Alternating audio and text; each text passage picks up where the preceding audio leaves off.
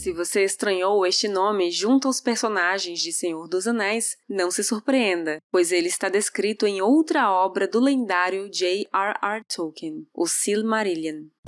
Contudo, é impossível falar do Senhor dos Anéis sem citar aquele que é o verdadeiro grande vilão da Terra-média. Para quem não o conhece, Melkor, ou Morgoth, como ficaria conhecido depois, é nada mais nada menos que o mestre de Sauron e o causador de um estrago muito maior do que o do seu súdito. Segundo a mitologia de Tolkien, existe um deus chamado Eru, ou Ilúvatar, sendo muito assemelhado ao deus do cristianismo. Eru primeiro criou os Ainur, que seriam uma espécie de espíritos muito mais elevados, poderosos e sábios do que os espíritos dos homens e elfos. Muitos comparam os Ainur aos anjos. O mais poderoso entre os Ainur era Melkor, que possuía um pouco das habilidades de cada um dos demais Ainur, com conhecimentos maiores que todos. Praticamente, Melkor era o segundo ser mais poderoso, apenas atrás de Eru. Os Ainur mais poderosos eram chamados de Valar, que, segundo Tolkien, tinham um nível de poder igual ou superior aos deuses da mitologia grega e nórdica, tal qual Zeus ou Thor. A criação do universo de Tolkien se deu da seguinte forma: Ilúvatar reuniu todos os Ainur para cantar uma canção, chamada Ainulindale. Tudo ia bem, até que Melkor começou a interferir e atrapalhar a canção. Ele ainda criou a sua própria canção, que atrapalhou por 3 vezes a canção original. Inúmeros outros Ainur se juntaram a essa segunda canção de Melkor.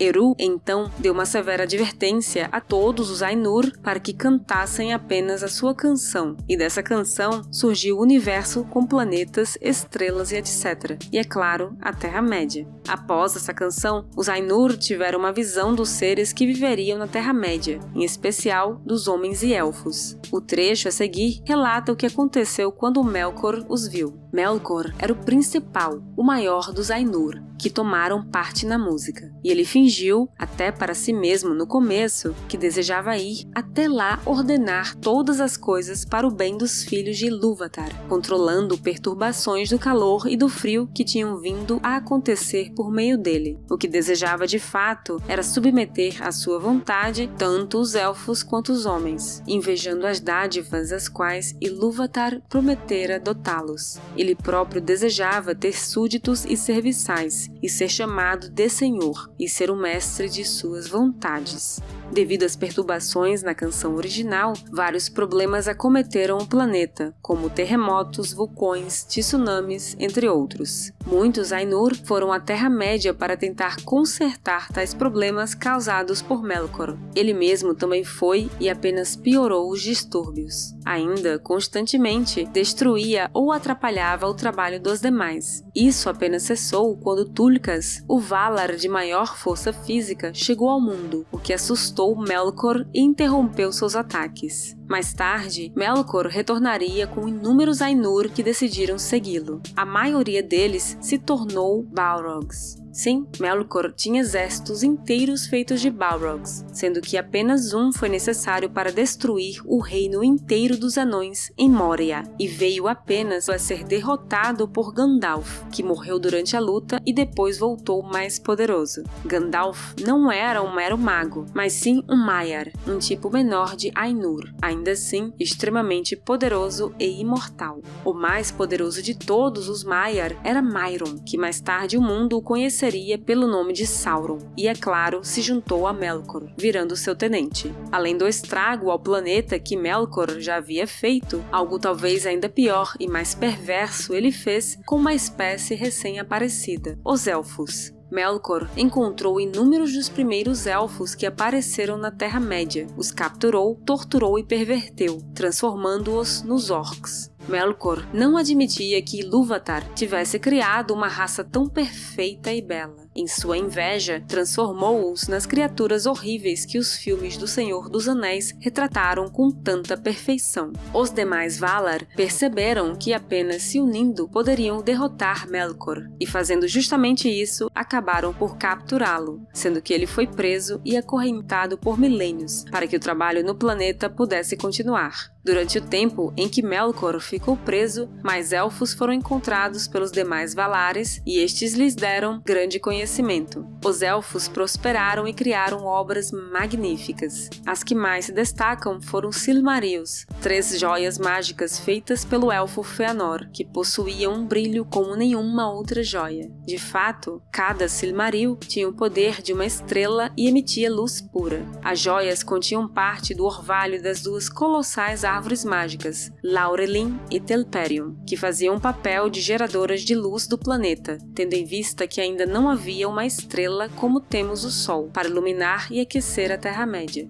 Melkor, é claro, não poderia permitir que isso continuasse. Durante uma grande festa, enquanto os Valar, Ainur e Elfos comemoravam, Melkor, junto com a monstruosa criatura aranha, Ungoliant, destruíram as citadas árvores. Ungoliant bebeu a seiva das árvores e ainda as envenenou. Melkor ainda matou o pai de Fëanor e roubou os Silmarils, que posteriormente colocaria em sua coroa de ferro, logo em seguida fugindo e se escondendo na Terra-média. Por esse fato, os elfos juraram vingança, e Melkor passou a ser chamado de Morgoth, o inimigo negro do mundo. Morgoth travaria uma guerra que duraria milênios com os elfos e depois contra os homens e anões. Criaria todo tipo de monstro para usar como arma, como por exemplo os dragões, trolls, vampiros e lobisomens. O Senhor do Escuro destruiu incontáveis reinos e civilizações e chega bem perto da vitória completa na Terra-média. Apenas é impedido porque um marinheiro meio-elfo chamado Earendil, que possuía um dos Silmarils que fora pego de volta da coroa de Morgoth, viajou até a Terra Valar, o que era proibido, e suplicou por ajuda. Uma grande guerra se inicia, onde os Valar novamente se unem contra Melkor. As batalhas foram tão grandes e devastadoras que levaram à completa destruição do continente de Beleriand,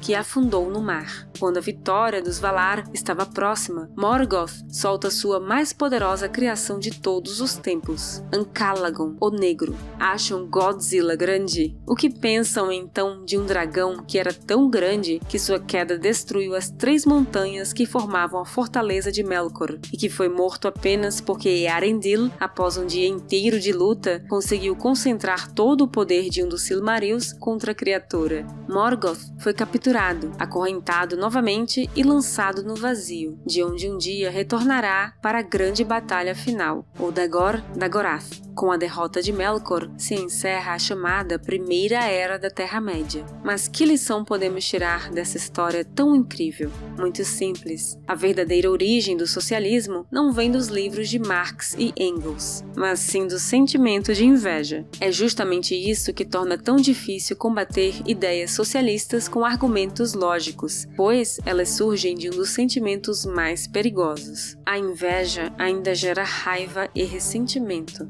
Melkor tinha inveja de Ilúvatar e suas criações. Então, o que fazia? Destruía e pervertia tudo o que estava ao seu alcance. Vemos isso claramente quando políticos querem criar absurdos como imposto para grandes fortunas, como se todo rico fosse um canalha que, por ter sucesso, merece ser ainda mais espoliado. Também é possível vislumbrar como o socialismo destrói as pessoas, mesmo que no nível pessoal. Quantas pessoas, antes normais, após entrarem em centros de doutrinação, ou como são mais conhecidas, faculdades federais, saíram em suas piores versões? Lembram o que Melkor fez com os elfos, transformando-os em orcs? Além da inveja, fica claro que, assim como Melkor, todo socialista tem a vontade de mandar na vida dos outros. Hoje vemos claramente como o discurso do politicamente correto virou uma clara censura escancarada, com qualquer pessoa que discorde sendo logo taxado de tudofóbico. Curioso como as pessoas que se acham no direito de controlar os demais e ainda roubar seu patrimônio, ainda querem dizer que são os mocinhos da história. Um dado que é curioso é que os países menos caridosos do mundo não são os mais pobres, mas sim, em sua maioria, aqueles que deixaram a antiga União Soviética ou que tiveram um regime comunista. Isso ocorre por uma questão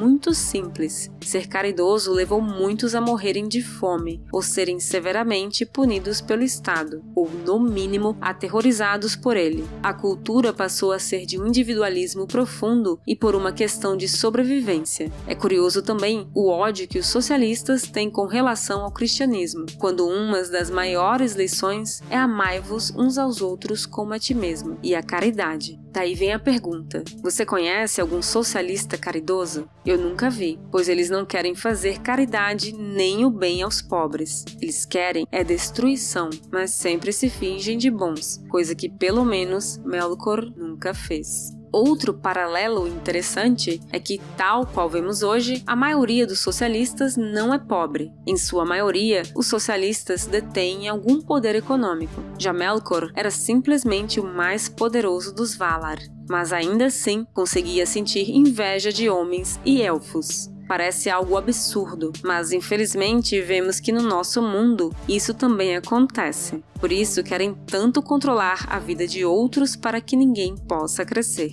Portanto, fica a lição: quem realmente quer melhorar o mundo precisa pôr a mão na massa. A chamada terceirização da caridade, como querem os socialistas pelo Estado, apenas gera mais e mais destruição. E os socialistas sabem muito bem disso. Um último detalhe: você já reparou que no Senhor dos Anéis é constantemente falado dos hobbits compartilhando os pães élficos? As lembas não estão no livro à toa. Tolkien era católico e quis pôr em sua história esse valor cristão do compartilhamento da comida, pois isso toca muito mais que qualquer argumento lógico. Portanto, criem suas próprias histórias, mostrando que a liberdade é o único caminho e que o Estado é a pior forma de caridade que existe.